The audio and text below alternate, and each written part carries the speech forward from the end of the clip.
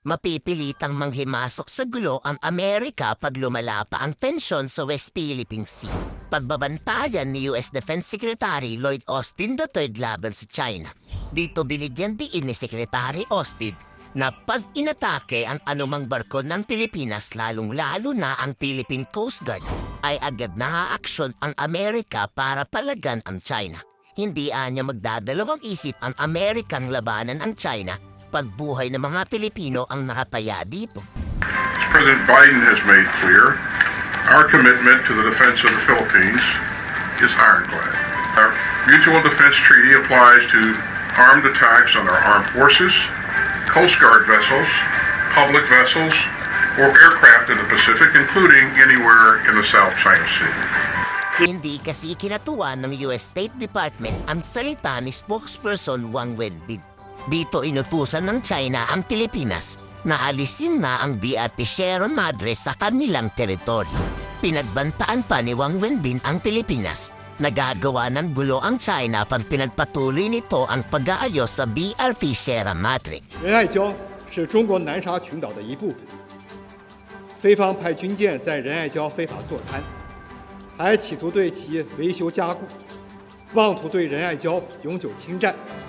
中方敦促菲方立即停止在海上滋事挑衅。 Binatigos rin ng tagapagsalita ng China na tila panguudyok ng Amerika sa Pilipinas na lumaban. Wala raw karapatan ang Estados Unidos na maghimasok sa gulo na hindi naman sila kasali. Tila pinapalala daw ng Amerika ang tensyon at hindi ito makatutulong sa pagresolba sa issue sa West Philippine Sea. Magre-resulta lang raw ito sa mas malala pa at mas malaking gulo sa rehiyon. 首先，我们要指出的是，中方对美菲发布的联合声明表示严重关切和强烈不满。中国对南海诸岛及其附近海域拥有无可争议的主权。美菲声明歪曲抹黑中方正当合法海上执法活动，甚至无中生有对中方进行造谣污蔑，中方坚决反对。 Muli namang pinatawag ang Chinese ambassador na si Wang Xilian. Pero bakit puro patawag na lang ang ginagawa ng Department of National Defense? Hindi ba kayang palayasin yan dito sa ating bansa?